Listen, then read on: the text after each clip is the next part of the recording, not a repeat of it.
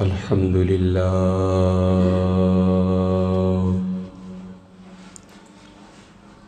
الحمد لله على نعمائه الشاملة وآلائه الكاملة، والصلاة والسلام على سيد الأنبياء وعلى آله وأصحابه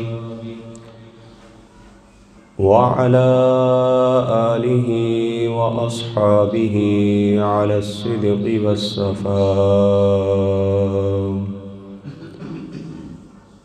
أما بعد، فقد قال الله تبارك وتعالى في كلامه المجيد والفرقان الحميد: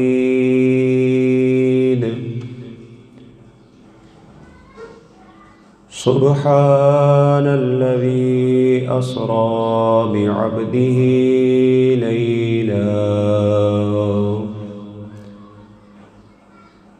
ليلا من المسجد الحرام إلى المسجد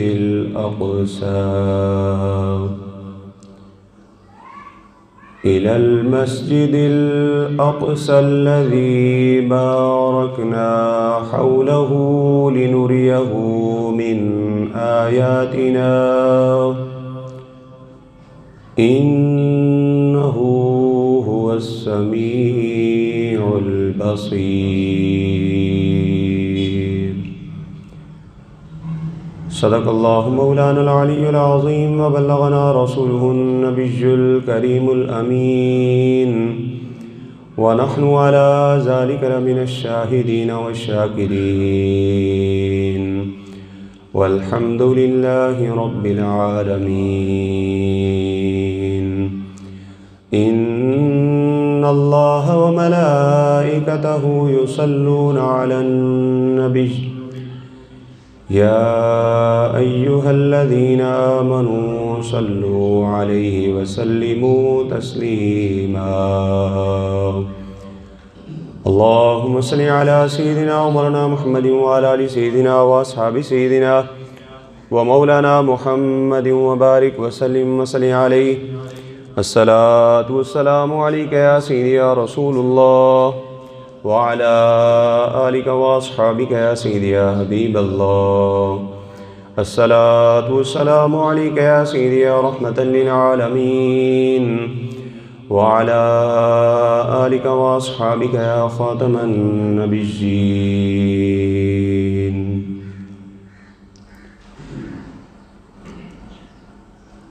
اللہ پاک نے سونے نو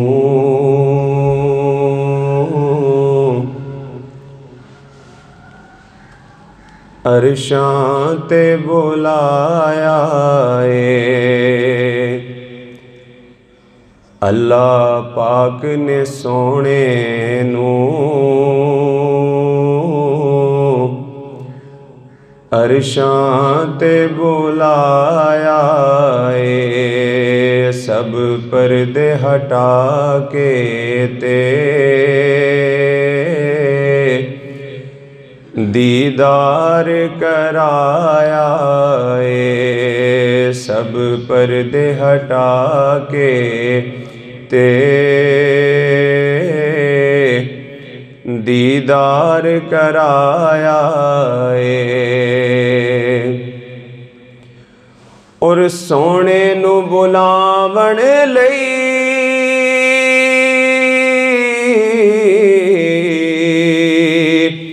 جبریل امی آئے، جبریل امی آئے، سونے نو بلاون لئی جبریل امی آئے، قدمانو چم چم کے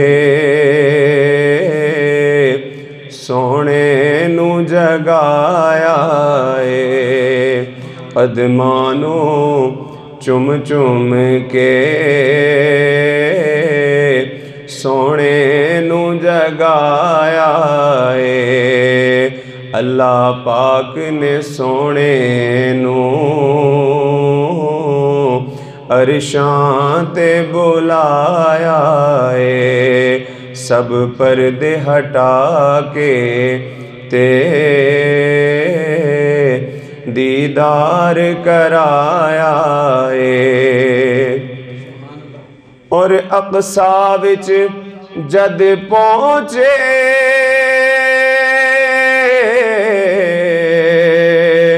सुल्तान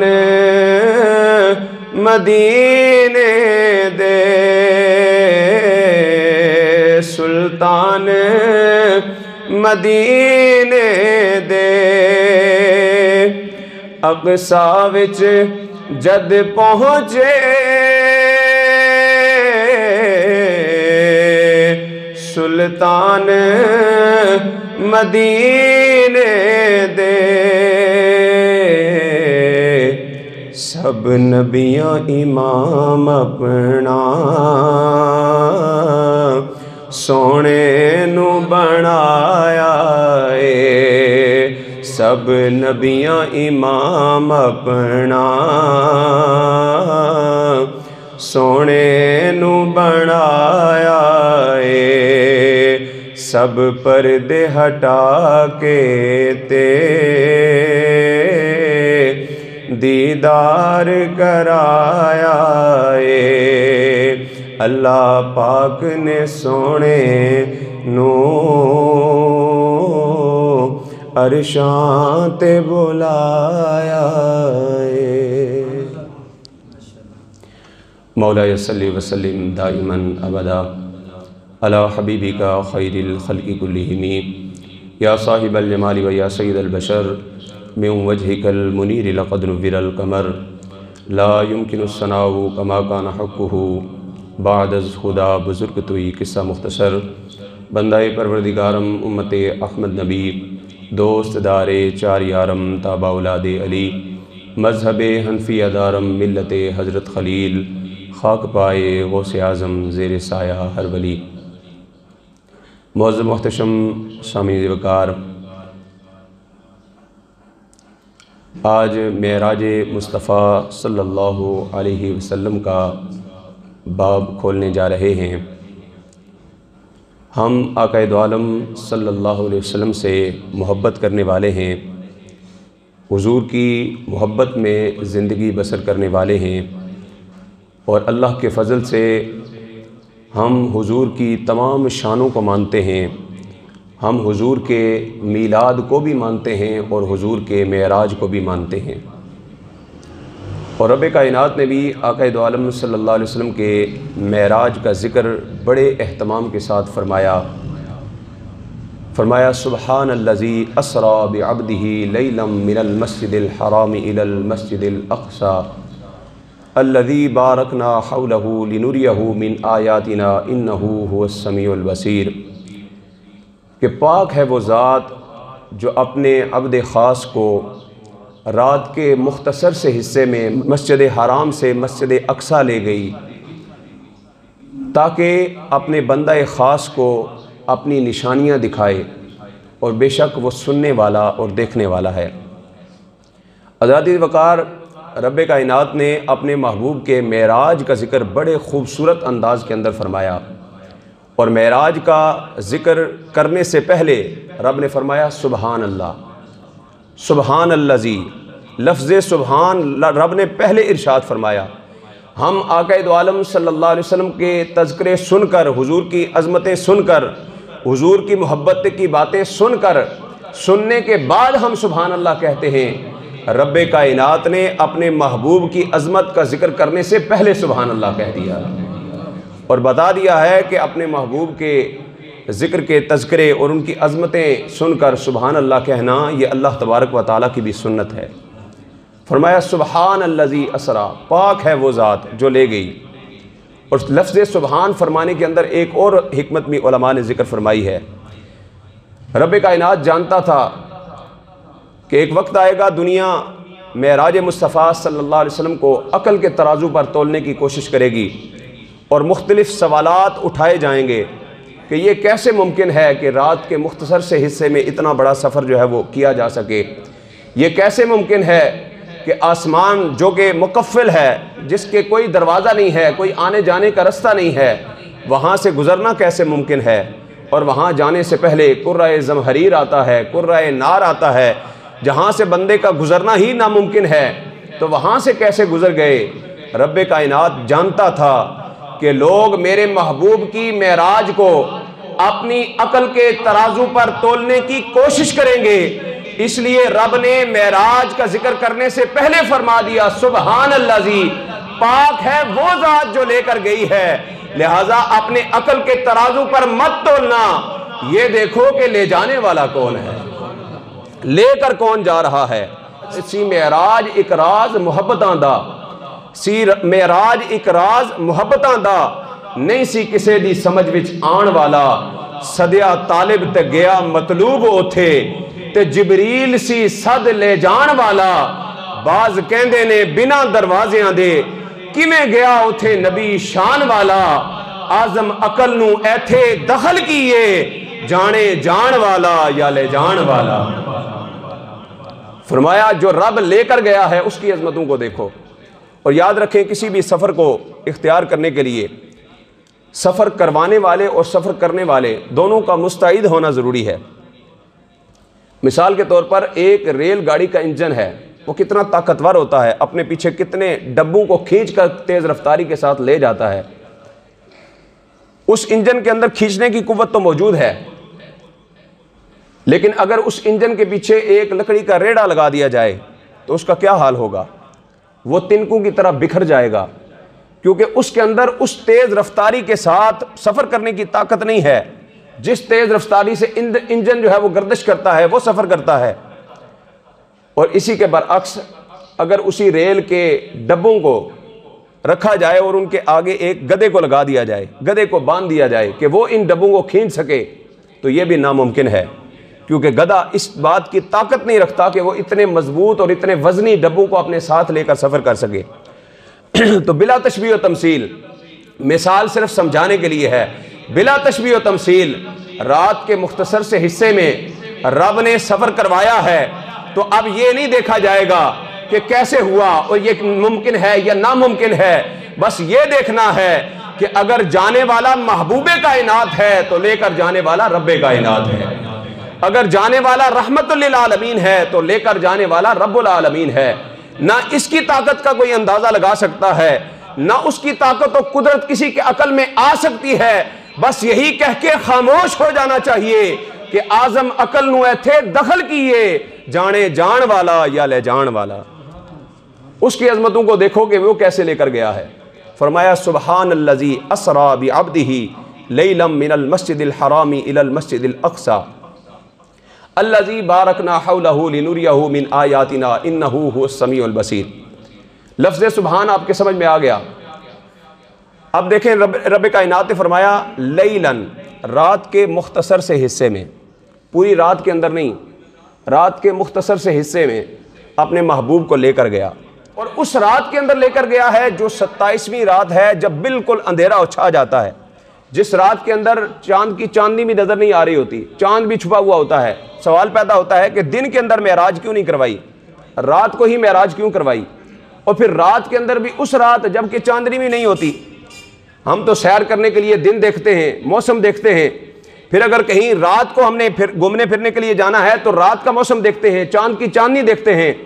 رب کائنات نے 27ویں رات جب گپ اندھیرا تھا، چاند بھی چمک نہیں رہا تھا، اس رات کو اپنے محبوب کو معراج کر کے بتا دیا کہ میرا محبوب سفر کرنے کے لیے نہ چاند کا محتاج ہے، نہ سورج کا محتاج ہے، نہ ستاروں کا محتاج ہے، بلکہ چاند، سورج اور ستارے یہ میرے محبوب کے قدموں سے خیرات لینے والے۔ اسی لیے اعلیٰ حضرت فاضل بریلوی رحمۃ اللہ تعالی علیہ فرماتے ہیں بچا جو تلووں کے ان کا دھون، بچا جو تلووں کے ان کا دھون، بنا وہ جنت کا رنگ و روغن۔ آپ فرماتے ہیں حضور صلی اللہ علیہ وسلم نے معراج کی رات جو وضو فرمایا اور حضور کے تلووں سے لگ کر جو پانی بچا تھا، فرشتے اس کو اٹھا کر لے گئے اور اس جنت کے اندر اس کو لگایا۔ اللہ تبارک و تعالیٰ نے حضور کے قدموں سے لگنے والے پانی کے صدقے سے جنت کو بھی حسن عطا فرما دیا۔ جنت کو بھی جو حسن ملا ہے وہ حضور کے تلووں سے لگنے والے پانی کے صدقے سے بچا، جو ان تلووں کے ان کا دھون بنا وہ جنت کا رنگ و روغن۔ اور نہانے میں جو کچھ بچا تھا پانی، حضور نے جو معراج کی رات غسل کیا نا، اس میں جو پانی بچا تھا، اعلیٰ حضرت فرماتے ہیں نہانے میں جو کچھ بچا تھا پانی کٹورے تاروں نے بھر لیے ہیں۔ اس کے صدقے سے اللہ تبارک و تعالیٰ نے ستاروں کو بھی روشنی عطا فرما دی ہے۔ تو اللہ تبارک و تعالیٰ یہ قدرت رکھتا ہے کہ وہ رات کے اس مختصر سے حصے کے اندر اپنے محبوب کو سیر کرانا بھی جانتا ہے اور بتاتا ہے کہ میرا محبوب کسی بھی چیز کا محتاج نہیں ہے۔ لیلم، پھر من المسجد الحرام الی المسجد الاقصی، مسجد حرام سے مسجد اقصی کی طرف۔ اب یہاں پر سوال یہ پیدا ہوتا ہے کہ کیا اللہ تبارک و تعالیٰ مسجد حرام سے ڈائریکٹ آسمانوں پر نہیں لے جا سکتا تھا؟ اللہ تبارک و تعالیٰ نے مسجد حرام سے مسجد اقصی کا سفر کیوں کروایا؟ جو تیز رفتار گھوڑے کے اوپر علماء فرماتے ہیں تقریباً 30 دن کا سفر بنتا ہے۔ تو رب کائنات نے اپنے محبوب کو معراج اگر کروانی تھی، آسمانوں پر لے جانا تھا، اپنا دیدار کروانا تھا، تو پھر حرم سے ہی سیدھا اللہ تبارک و تعالیٰ عرش پر کیوں نہیں لے گیا؟ مسجد حرام سے مسجد اقصی کا سفر کروایا۔ حضور صلی اللہ علیہ وسلم نے انبیاء کو نماز پڑھائی، پھر وہاں تقریریں ہوئیں، خطابات ہوئے، اس کے بعد حضور کیوں عرش پر تشریف لے گئے؟ علماء نے بڑی حکمتیں اس کے اندر جو ہیں وہ ذکر فرمائی ہیں، بے شمار حکمتیں ہیں، لیکن وقت کو پیش نظر رکھتے ہوئے ایک حکمت آپ کے سامنے عرض کروں گا، جسے علامہ غلام رسول سعیدی صاحب رحمۃ اللہ تعالیٰ علیہ نے تفسیر تبیان القرآن کے اندر ذکر فرمایا ہے۔ وہ فرماتے ہیں اللہ تبارک و تعالیٰ نے اپنے محبوب کو مسجد حرام سے مسجد اقصی اس لیے سفر کروایا کیونکہ آقا دو عالم صلی اللہ علیہ وسلم نے معراج سے واپس تشریف لا کر اس سارے واقعے کا ذکر کفار مکہ کے سامنے کرنا تھا۔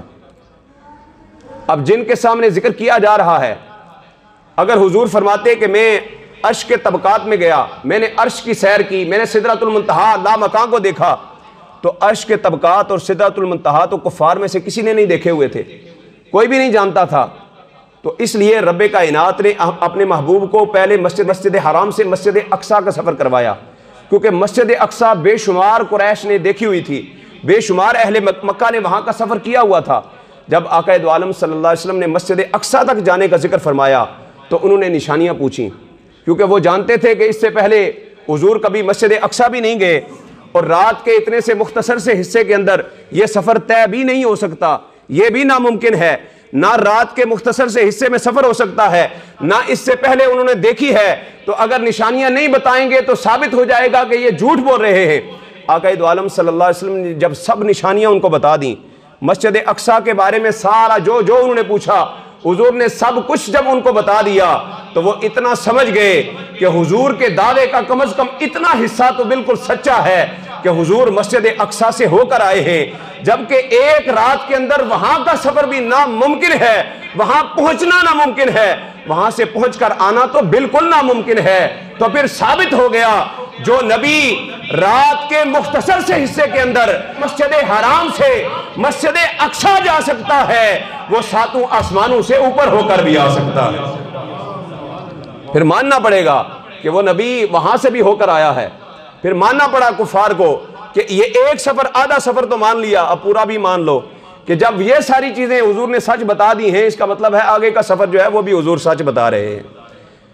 فرمایا من المسجد الحرام الی المسجد الاقصی، پھر فرمایا الذی بارکنا حولہ، وہ مسجد اقصی جس کے ارد گرد ہم نے برکتیں رکھی ہیں۔ مجھے بتائیں برکت مسجد کے اندر ہوتی ہے کہ مسجد کے باہر ہوتی ہے؟ مسجد کے اندر برکت ہوتی ہے۔ ہم مسجد کے اندر آتے ہیں، جوتیاں اتار کے مسجد کے اندر آتے ہیں، مسجد کے تقدس کا خیال رکھتے ہیں، طہارت اور پاکیزگی کا خیال رکھتے ہوئے مسجد کے اندر آتے ہیں کہ اللہ کی رحمتیں لوٹنے کے لیے آ رہے ہیں۔ لیکن رب کائنات فرماتا ہے الذی بارکنا حولہ، وہ مسجد اقصی جس کے ارد گرد ہم نے برکتیں رکھی ہیں۔ تمام مفسرین کا اس بات پر اتفاق ہے، معتبر علماء نے لکھا ہے، علامہ محمود آلوسی، علامہ رازی رحمۃ اللہ تعالیٰ علیہ اور دیگر بڑے بڑے مفسرین نے لکھا ہے، اللہ تبارک و تعالیٰ نے مسجد اقصی کے گرد جو برکت کا ذکر فرمایا ہے، مسجد اقصی کے گرد برکتیں اس لیے ہیں کہ مسجد اقصی کے گرد اللہ کے درجنوں انبیاء کرام کی قبریں موجود ہیں۔ اللہ کے درجنوں نبیوں کی قبریں وہاں پر موجود ہیں۔ اور آج لوگ کہتے ہیں جی اللہ کے ولیوں کے مزارات سے کچھ نہیں ملتا، وہاں پر برکتیں نہیں ہوتی، وہاں پر جانے سے کچھ نہیں ملتا۔ ذرا سوچو تو صحیح، اللہ تبارک و تعالیٰ برکتیں والی جگہ کس کو کہہ رہا ہے؟ وہ مسجد اقصیٰ کے ارد گرد جہاں انبیاء کی قبریں ہیں ان کو برکت والا کہہ رہا ہے۔ تو پھر ماننا پڑے گا اگر باقی انبیاء کی قبریں برکت والی جگہ ہیں، وہاں اللہ کی برکتوں کا نزول ہوتا ہے، تو جہاں پر امام الانبیاء کا روزہ ہے وہ بھی سب سے زیادہ برکتوں والی جگہ ہے، وہ مدینہ طیبہ بھی برکتوں والی جگہ ہے۔ پھر ماننا پڑے گا الذی بارکنا حولہ لنریہ من آیاتنا، تاکہ ہم اپنے محبوب کو اپنی نشانیاں دکھائیں۔ پہلی تو بات یہ ہے کہ اللہ تبارک و تعالیٰ نے نشانیاں دکھائیں، سیر کروائی، تو کیوں کروائی؟ علماء فرماتے ہیں آقا دو عالم صلی اللہ علیہ وسلم جس طرح زمینوں کے بادشاہ ہیں، اسی طرح حضور آسمانوں کے بھی بادشاہ ہیں۔ اسی لیے میرے آقا نے فرمایا میرے 2 وزیر آسمانوں پر ہیں اور میرے 2 وزیر زمینوں پر ہیں۔ وزیر آیا فی السماء جبرائیل و میکائیل و وزیر آیا فی الارض ابو بکر و عمر۔ فرمایا میرے آسمانوں کے 2 وزیر جبرائیل و میکائیل ہیں اور میرے زمینوں کے وزیروں کا نام ابو بکر و عمر ہے۔ یہ میرے زمین پر وزیر ہیں۔ اور وزارت کہاں پر قائم ہوتی ہے؟ جہاں پر بندے کی حکومت ہوتی ہے، جہاں پر حکومت ہو وہاں پر ہی وزارت قائم ہوتی ہے۔ تو پھر ماننا پڑے گا میرے آقا کی حکومت مشرق میں بھی ہے، مغرب میں بھی ہے، شمال میں بھی ہے، جنوب میں بھی ہے، اور فرش پر بھی ہے اور عرش پر بھی ہے۔ اللہ تبارک و تعالیٰ نے یہ ساری حکومتیں اپنے محبوب کو عطا فرمائی ہیں۔ فرمایا لنریہ من آیاتنا، ہم اپنے محبوب کو اپنی ساری نشانیاں دکھانا چاہتے تھے۔ اللہ تبارک و تعالیٰ نے حضرت سیدنا ابراہیم خلیل اللہ علیہ السلام کی معراج کا ذکر فرمایا۔ فرمایا کذالک نوری ابراہیم ملکوت السماوات والارض، ہم نے ابراہیم کو ملکوت کی سیر کروائی۔ حضرت ابراہیم علیہ السلام آسمان پہ نہیں گئے، حضرت ابراہیم علیہ السلام عرش پہ نہیں گئے، حضرت ابراہیم علیہ السلام نے اللہ تبارک و تعالیٰ کا دیدار نہیں کیا۔ حضرت ابراہیم علیہ السلام کی معراج زمین سے شروع ہوئی اور زمین پر ختم ہو گئی، اور حضرت ابراہیم علیہ السلام کی معراج کا یہ عالم ہے، ان کے مشاہدات کا یہ عالم ہے کہ وہ کھڑے تو زمین پر ہیں، لیکن رب فرماتا ہے ہم نے ان کو زمین و آسمان کے مشاہدات کا نظارہ کروا دیا ہے، زمین و آسمان کی سیر کروا دی ہے۔ تو ذرا تصور تو کیجئے، اگر ابراہیم خلیل اللہ زمین پر کھڑے ہو کر ملکوت کی سیر کر سکتے ہیں تو جو نبی رب کے عرش پر کھڑا ہے اس کی نظروں کا عالم کیا ہوگا؟ اعلیٰ حضرت فاضل بریلوی فرماتے ہیں سر عرش پر ہے تیری گزر، دل فرش پر ہے تیری نظر، ملکوت و ملک میں کوئی شے نہیں وہ جو تجھ پہ عیاں نہیں۔ ہر چیز رب نے اپنے محبوب کو دکھا دی ہے۔ اور اس آیہ مبارکہ کا آخری جملہ فرمایا انہ هو السمیع البصیر، بے شک وہ سننے والا اور دیکھنے والا ہے۔ اب اس آیہ مبارکہ کے اندر علماء فرماتے ہیں یہ جو ہوا ضمیر ہے نا، انہ هو السمیع البصیر، یہ ہوا ضمیر اگر خالق کائنات کی طرف راجع ہو، یہ رب کائنات کی سماعت و بصارت کا ذکر ہے کہ اللہ سمیع و بصیر ہے، وہ سننے والا دیکھنے والا ہے۔ اور اگر ہوا ضمیر مصطفیٰ کی طرف راجع ہو، جو سفر کر رہا ہے، جس کو سفر کروایا جا رہا ہے، اگر اس کی طرف ہوا ضمیر راجع ہو تو اس سے مراد مصطفیٰ کی ذات ہوگی۔ آپ آسان جملوں میں یوں سمجھیے کہ یہ آیہ مبارکہ حمد خدا بھی بیان کر رہی ہے اور نعت مصطفیٰ بھی بیان کر رہی ہے۔ اسی ایک آیت کے اندر حمد خدا بھی ہے اور نعت مصطفیٰ بھی ہے کہ وہ بھی سمیع و بصیر ہے، مصطفیٰ بھی سمیع و بصیر ہے۔ وہ ذاتی طور پر سمیع و بصیر ہے اور مصطفیٰ عطائی طور پر سمیع و بصیر ہے۔ وہ سمیع و بصیر، اس سمیع و بصیر سننے دیکھنے والے نے اپنے محبوب کو کیسی سماعت اور کیسی بصارت عطا فرمائی ہے۔ میرے آقا فرماتے ہیں میں جب اپنی ماں کے شکم کے اندر تھا تو لوح محفوظ پر چلتی ہوئی قلم کی آواز کو بھی سن لیا کرتا تھا، لوح محفوظ پر چلتی ہوئی قلم کی آواز کو شکم مادر کے اندر سن لیا کرتا تھا، اور جب دنیا کے اندر تشریف لائے تو شجر و حجر کے درود و سلام کو سن لیا کرتے تھے۔ اور تب سے لے کر آج تک بلکہ قیامت تک آقا دو عالم صلی اللہ علیہ وسلم اپنے غلاموں کے درود و سلام کو سنتے بھی ہیں اور جواب بھی ارشاد فرماتے ہیں۔ اسی لیے ہم کہتے ہیں نا دور و نزدیک کے سننے والے وہ کان، دور و نزدیک کے سننے والے وہ کان، کان لالے کرامت پہ لاکھوں سلام، مصطفیٰ جان رحمت پہ لاکھوں، اور ہم یہاں سے پڑھے وہ مدینے سنے۔ ذرا مل کر پڑھ لیجئے نا آپ بھی۔ بے شمار نوجوان اور بے شمار بزرگ ماشاءاللہ نماز جمعہ کے بعد بھی درود و سلام پڑھنے کی سعادت حاصل کرتے ہیں، لیکن کئیوں کو بڑی جلدی ہوتی ہے، کئیوں کی 100 طرح کی مصروفیات ہیں، اٹھ کر جلدی میں چلے جاتے ہیں، لیکن ابھی ذرا مل کر حضور کی بارگاہ میں حاضری لگوا لیجئے نا۔